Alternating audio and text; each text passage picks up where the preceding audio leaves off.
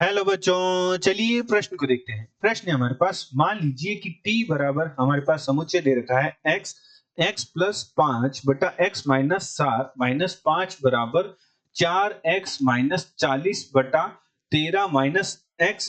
क्या t एक रिक्त समुच्चय है? अपने उत्तर का औचित्य भी बताइए। चलिए सर्वप्रथम हम प्रश्न के लिए मुख्य अवधारणा लिखते हैं। मुख्य अवधारणा। तो हमारे प्रश्न के लिए मुख्य अवधारणा होगी कि रिक्त समुच्चय हमारे पास क्या होता है? रिक्त समुच्चय। तो चलिए रिक्त समुच्चय को परिभाषित करते हैं। रिक्त समुच्चय की हमारे पास परिभाषा होती है कि ऐसा समुच्चय जिसमें एक भी अवयव विद्यमान न हो, रिक्त समुच्चय कहलाता है। ऐसा समुच्चय जिसमें जिसमें एक भी अवयव विद्यमान नहीं है, विद्यमान न हो, रिक्त समुच्चय कहलाता है। रिक्त समुच्चय रिक्त समुच्चय कहलाता है। और रिक्त समुच्चय को इसे हम या तो फाई या कुछ इस प्रकार हम व्यक्त करते हैं, समुच्चय द्वारा व्यक्त करते हैं।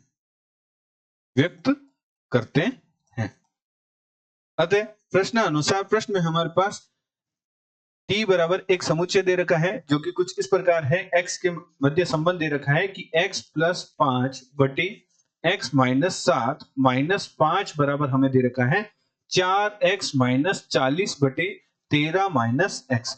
तो चलिए सर्वप्रथम हम जो हमारा बायां पक्ष है उसमें x माइनस 7 का लघुत्तम ले लेते हैं। तो x माइनस 7 लघुत्तम ले लिया तो हमारे पास आ जाएगा x प्लस 5 माइनस 5 की गुणा x माइनस 7 के साथ बराबर हमारे पास आ जाएगा 4x माइनस 40 बटा 13 माइनस x के।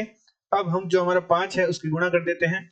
तो x प्लस 5 माइनस 5x और प्लस का 35 और हमारे पास हर में आ जाएगा x माइनस 7 बराबर हमारे पास है 4x माइनस 40 बटे 13 माइनस x।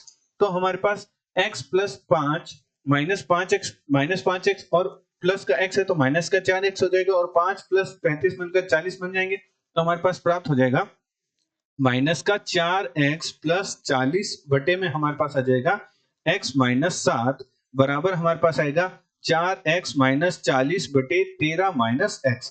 अब हम वज्र गुणा कर देते हैं तो माइनस 4x प्लस 40 की गुणा हम करते हैं 13 माइनस x के साथ बराबर 4x माइनस 40 की गुणा हम करते हैं x माइनस 7 के साथ। तो गुणा करते हुए हल करते हैं तो हमारे पास प्राप्त होगा माइनस 4x या तो हम जो हमारा माइनस 4x माइनस 40 है ये दोनों में उभय निष्ठ आ रहा है तो इसे हम बाएं पक्ष में ले आते हैं। अर्थात कुछ इस प्रकार लिखते हैं कि माइनस का हम बाहर निकाल लेते हैं, माइनस बाहर निकाल लेते हैं तो हमारे पास बनेगा 4x माइनस 40 गुणा में 13 माइनस x और जो हमारा दाएं पक्ष में पद है उसे बाएं पक्ष में ले आते हैं तो माइनस का 4x माइनस 40 गुणा x माइनस 7 बराबर हमारे पास शून्य आ जाएगा। अब दोनों पक्षों में हमारे पास हम 4x माइनस 40 दोनों पदों में हमारे पास 4x माइनस 40 उभयनिष्ठ आ रहा है तो उभयनिष्ठ ले लेते हैं तो हमारे पास बनेगा माइनस का 13 प्लस का x माइनस का x और प्लस का 7 बराबर शून्य के। तो x से x घट जाएगा तो हमारे पास प्राप्त हो जाएगा 4x माइनस 40 की गुणा में हमारे पास आ जाएगा 7 और माइनस 13 हमारे पास हो जाएगा 7 में माइनस 13 में से जब 7 जाएंगे तो हमारे पास प्राप्त होगा माइनस का 5 बराबर हमारे पास आ जाएगा शून्य के। तो माइनस का जो हमारा 5 है उसे हम दाएं पक्ष में भेज देंगे तो 4x बराबर हमारे पास प्राप्त होगा 40 के, जहां से हमारे पास x का मान प्राप्त होगा 40 बटे 4 जो कि हमारे पास प्राप्त होगा 10।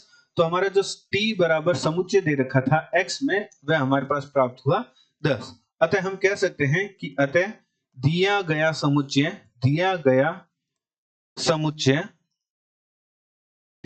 समुच्चय रिक्त समुच्चय नहीं है क्योंकि हमारे पास समुच्चय में x का मान 10 प्राप्त हो रहा है।